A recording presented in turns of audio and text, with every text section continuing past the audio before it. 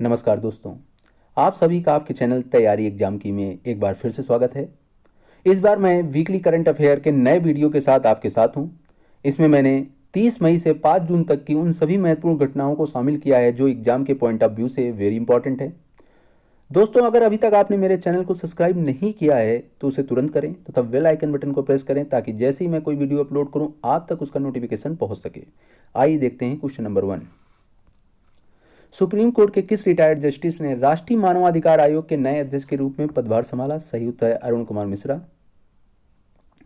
आयोग के बारे में कुछ और पॉइंट से हम आपको अवगत करा दें। यह एक स्वतंत्र वैधानिक संस्था है जिसकी स्थापना मानव अधिकार संरक्षण अधिनियम 1993 के प्रावधानों के तहत 12 अक्टूबर 1993 को की गई थी। यह एक बहुसदस्यीय संस्था है जिसमें अध्यक्ष सहित 7 सदस्य होते हैं। अध्यक्ष और सदस्यों की नियुक्ति राष्ट्रपति द्वारा प्रधानमंत्री की अध्यक्षता वाली हाई लेवल कमेटी की रिकमेंडेशन पर की जाती है।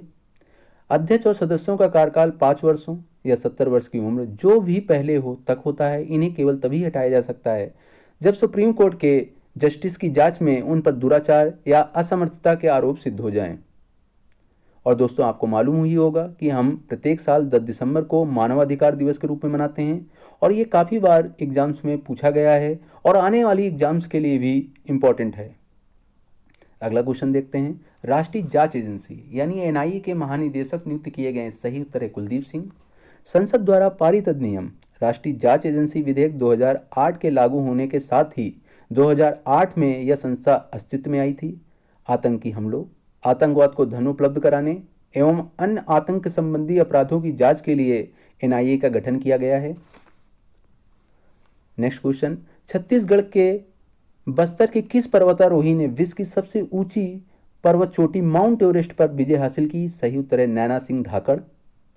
नैना सिंह धाकड़ छत्तीसगढ़ की पहली पर्वतारोही हैं जिन्होंने यह कारनामा किया है। और आपको मालूम होना चाहिए कि पहली बार माउंट एवरेस्ट पर न्यूजीलैंड के एडमंड हिलेरी और नेपाली मूल के भारतीय नागरिक तेन सिंह नार्गे शेरपा चढ़े थे। माउंट एवरेस्ट पर चढ़ने वाली प्रथम महिला बछेंद्री पाल थी जो कि भारतीय थी तथा विश्व की प्रथम महिला जापान की जुंको तेबई हैं। Next question. किस राज्य ने मुख्यमंत्री बाल सेवा योजना की शुरुआत की? सही आंसर है उत्तर प्रदेश। इस योजना के बारे में हम आपको बता दें कि कोरोना महामारी के बीच अनाथ हुए बच्चों के भविष्य की सुरक्षा एवं उनकी देखभाल के लिए इसका प्रारंभ किया गया। इस योजना में 18 साल तक की उम्र वाले उन सभी बच्चों को रखा जाएगा जिनके एकल अभिभावक, दोनों अभिभावक या फिर कमाने वाले अभिभावक की मौत कोरोना से हो गई हो। ऐसे बच्चों की वर्तमान में जीवित माता पिता या फिर परिवार की आय 2 लाख रुपए सालाना से अधिक नहीं होनी चाहिए। इस पॉइंट को ध्यान रखिएगा। इस योजना में बच्चों के वैध संरक्षक के खाते में 4,000 रुपये प्रति माह ट्रांसफर किए जाएंगे। ऐसे बच्चे जिनके दोनों अभिभावकों की मौत हो गई हो उनको बाल देखभाल संस्थाओं में रखा जाएगा, याद रखिएगा। नेक्स्ट, विश्व तंबाकू निषेध दिवस कब मनाया जाता है? बहुत इंपॉर्टेंट है, काफ़ी बार एग्जाम्स में पूछा गया है। सही उत्तर है 31 मई। और ये भी पूछा गया है कि इसकी शुरुआत किस साल से हुई, तो हम आपको बता दें कि तंबाकू के सेवन से होने वाली मौतों की संख्या में लगातार और तेजी से होती बढ़ोतरी को देखते हुए WHO ने साल 1987 में विश्व तंबाकू निषेध दिवस मनाने की शुरुआत की थी। और इस साल यानी 2021 का थीम है कमिट टू क्विट यानी छोड़ने के लिए प्रतिबद्ध। दोस्तों, जब भी कोई दिवस पढ़ें तो उससे उसका उस साल का जो थीम होता है वो ज़रूर पढ़ें क्योंकि ये भी परीक्षा की दृष्टि से बहुत ही इंपॉर्टेंट होता है। अगला क्वेश्चन देखते हैं। संविधान सभा के अंतिम जीवित सदस्य जिनका हाल में ही निधन हुआ? सही उत्तर है TM कालियान। दोस्तों, जब भी आप कोई इन्फॉर्मेशन पढ़े उससे दूसरी इन्फॉर्मेशन को कोरिलेट करने की कोशिश करें। साथ ही उससे जो और संबंधित जानकारियाँ उनको उसी वक्त पढ़ लेंगे तो आपके ज्ञान के भंडार में बहुत बढ़ोतरी हो जाएगी और एग्जाम की दृष्टि से आपके लिए बहुत ही उपयोगी होगा। तो संविधान सभा के बारे में हम आपको बता दें कि इसे कैबिनेट मिशन की संस्तुतियों के आधार पर यानी रिकमेंडेशन के आधार पर भारतीय संविधान का निर्माण करने वाली संविधान सभा का गठन जुलाई 1946 में किया गया था। काफ़ी बार पूछा गया कि इसका गठन कब किया गया। संविधान सभा में सदस्यों की कुल संख्या 389 निश्चित की गई थी जिसमें 292 ब्रिटिश प्रांतों के प्रतिनिधि, 4 चीफ कमिश्नर क्षेत्रों के प्रतिनिधि और 23 देसी रियासतों के प्रतिनिधि थे। संविधान सभा ने 26 नवंबर 1949 में अपना काम पूरा कर लिया और 26 जनवरी 1950 में यह संविधान लागू हुआ। दोनों ही क्वेश्चन इंपॉर्टेंट है, कब पूरा हुआ काम और कब लागू हुआ। हिंदी और अंग्रेजी दोनों ही भाषाओं में संविधान की मूल प्रति को प्रेम बिहारी नारायण रायजादा ने लिखा है। नाम याद रखिएगा, प्रेम बिहारी नारायण रायजादा। अगला क्वेश्चन देखते हैं, विश्व साइकिल दिवस कब मनाया जाता है? सही उत्तर है 3 जून। जिस तरह वर्तमान समय को देखते हुए बहुत सारी हम बीमारियों से ग्रसित हैं, उसके लिए साइकिल बहुत उपयोगी है। इसलिए दोस्तों ज़्यादा से ज़्यादा साइकिल चलाएं, इससे आप स्वस्थ भी रहेंगे और इकोनॉमी तौर पर भी आप मजबूत होंगे, क्योंकि लगातार आप देख रहे हैं पेट्रोल के प्राइस लगातार बढ़ते जा रहे हैं। इसलिए ज़्यादा से ज़्यादा साइकिल चलाएं, लोगों को प्रेरित करें कि वो भी साइकिल चलाएं। अगला क्वेश्चन देखते हैं, नीति आयोग द्वारा SDG sustainable development goal Bharat सूचकांक 2021 में कौन सा राज्य पहले स्थान पर रहा? सही उत्तर है केरला। हम आपको बता दें, सतत विकास लक्ष्यों के इस सूचकांक में सामाजिक, आर्थिक और पर्यावरणीय मापदंडों पर राज्यों और केंद्र शासित प्रदेशों की प्रगति का मूल्यांकन किया जाता है। याद रखिएगा किन किन आधार पर मूल्यांकन किया जाता है। केरल ने 75 अंक के साथ शीर्ष राज्य के रूप में अपना स्थान बरकरार रखा है, जबकि 74 के साथ हिमाचल प्रदेश और तमिलनाडु को दूसरा स्थान मिला है। इस साल की सूचकांक में बिहार, झारखंड और असम सबसे खराब प्रदर्शन करने वाले राज्य हैं। यानी जो भी राज्य सबसे लिस्ट में लास्ट में होता है उसको भी याद रखना जरूरी है। अगला क्वेश्चन देखते हैं, stargazing the players in my life नामक पुस्तक के लेखक कौन है? सही उत्तर है रवि शास्त्री। और ये इसलिए भी इम्पॉर्टेंट है क्योंकि रवि शास्त्री वर्तमान में भारतीय क्रिकेट टीम के कोच हैं, और जबकि श्रीलंका दौरे के लिए अस्थायी कोच राहुल द्रविड़ को बनाया गया है। याद रखिएगा। विश्व दुग्ध दिवस यानी वर्ल्ड मिल्क डे कब मनाया जाता है? सही उत्तर है 1 जून। विश्व दुग्ध दिवस के अवसर पर इस वर्ष की थीम पर्यावरण, पोषण और सामाजिक आर्थिक सशक्तिकरण के साथ साथ डेयरी क्षेत्र में स्थिरता पर केंद्रित होगी। याद रखिएगा थीम क्या है। भारत में श्वेत क्रांति के जनक डॉक्टर वर्गीस कुरियन की जयंती के जन्मदिन 26 नवंबर को राष्ट्रीय दुग्ध दिवस के रूप में मनाया जाता है, ये भी याद रखिएगा। और इन्हें मिल्क मैन भी कहते हैं। और श्वेत क्रांति के जनक कौन है? डॉक्टर वर्गीस कुरियन है। ये वेरी इंपॉर्टेंट है, बहुत याद रखिएगा, काफ़ी बार पूछा गया है।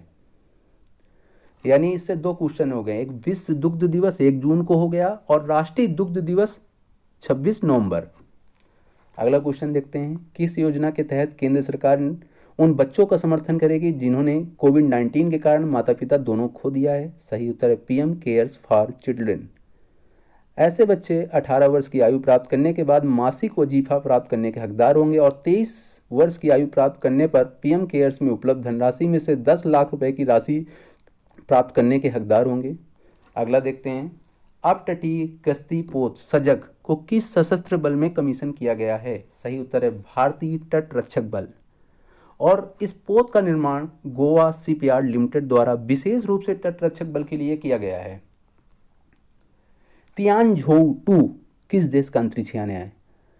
यह एक कार्गो अंतरिक्ष यान है जो चीन द्वारा विकसित किए गए अंतरिक्ष स्टेशन के लिए आपूर्ति, उपकरण, प्रणोदक लेकर जाने का कार्य करता है। यानी याद रखिएगा तियानझोउ एक कार्गो अंतरिक्ष यान है और चीन द्वारा विकसित किया गया है।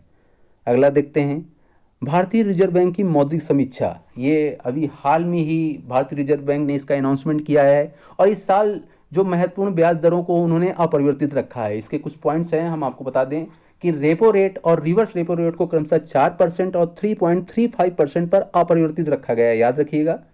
MSF और बैंक दर दोनों को 4.25% पर अपरिवर्तित रखा गया है। 2021-22 GDP का अनुमान 10.5 के पहले के अनुमान से घटकर 9.5 किया गया है। यानी याद रखिएगा GDP प्रेजेंट टाइम में 9.5 है और 2021-22 में खुदरा महंगाई 5.1% रहने का अनुमान है। अगला क्वेश्चन देखते हैं, केंद्र ने राष्ट्रीय स्तर पर न्यूनतम मजदूरी तय करने के लिए किस कमेटी का गठन किया? सही उत्तर है प्रोफेसर अजीत मिश्रा कमेटी। अगला, लक्ष्मी नंदन बोरा जिनका अभी हाल में निधन हुआ वो कौन थे? सही उत्तर है प्रसिद्ध असमिया साहित्यकार, और इन्हें पद्मश्री और सरस्वती पुरस्कार से भी सम्मानित किया गया था। याद रखिएगा। अगला देखते हैं, विश्व पर्यावरण दिवस कब मनाया जाता है? सही उत्तर है 5 जून। इस दिवस का मुख्य उद्देश्य लोगों को पर्यावरण के प्रति जागरूक करना है। विश्व पर्यावरण दिवस की शुरुआत 1972 में UNO की ओर से की गई। पर्यावरण दिवस की शुरुआत स्वीडन की राजधानी स्टॉकहोम से हुई थी और इसी दिन यहाँ पर दुनिया का पहला पर्यावरण सम्मेलन का आयोजन किया गया था। वेरी इंपॉर्टेंट, बहुत बार एग्जाम्स में पूछा गया है। और विश्व पर्यावरण दिवस 2021 की थीम पारिस्थितिकी तंत्र की बहाली, इकोसिस्टम रीस्टोरेशन है। तो दोस्तों इसकी थीम भी याद रखिएगा और ज़्यादा से ज़्यादा पेड़ लगाइए, क्योंकि आप अभी हालिया समय में देख चुके हैं कि कोविड जब बहुत ज़्यादा बड़ी मात्रा में फैला हुआ था, कैसे लोगों को ऑक्सीजन से जूझना पड़ा। और पेड़ ऑक्सीजन हमें प्रोवाइड करते हैं बिना किसी भेदभाव के। तो ज़्यादा से ज़्यादा पेड़ लगाइए, अपने आसपास लगाइए। अगर आपके पास स्पेस नहीं है तो अपने घरों में लगाइए, बालकनी में लगाइए, छतों पे लगाइए, कहीं भी जहाँ भी आपको स्थान मिले पेड़ लगाइए और दूसरों को भी पेड़ लगाने के लिए प्रेरित करें। अगला क्वेश्चन देखते हैं, किस देश में इंसान में बर्ड फ्लू का H10N3 स्ट्रेन पाया गया? सही उत्तर है चाइना। नेक्स्ट, WHO ने अभी हाल में भारत में पाए गए कोविड-19 वेरिएंट का क्या नाम रखा है? सही उत्तर है कप्पा और डेल्टा। अगला देखते हैं, भारतीय वायुसेना स्टाफ के उप प्रमुख के रूप में किसे नियुक्त किया गया? सही उत्तर है वाइस एडमिरल रवनीत सिंह। तो दोस्तों निश्चित रूप से मेरे द्वारा दी गई जानकारियाँ आपको पसंद आएंगी और ये एग्ज़ाम के लिए भी महत्वपूर्ण है। तो लगातार आप पढ़ते रहिए, अपनी तैयारी को एक दिशा दीजिए कि आपको कौन सा एग्ज़ाम क्रैक करना है और अपने शरीर को भी स्वस्थ रखिए, क्योंकि स्वस्थ शरीर ही स्वस्थ मस्तिष्क का निर्माण करता है और ये अरस्तु ने कहा था। ये भी काफ़ी एग्ज़ाम में पूछा गया है। तो अगले वीडियोज़ के साथ हम पुनः फिर से मिलेंगे, तब तक के लिए जय हिंद।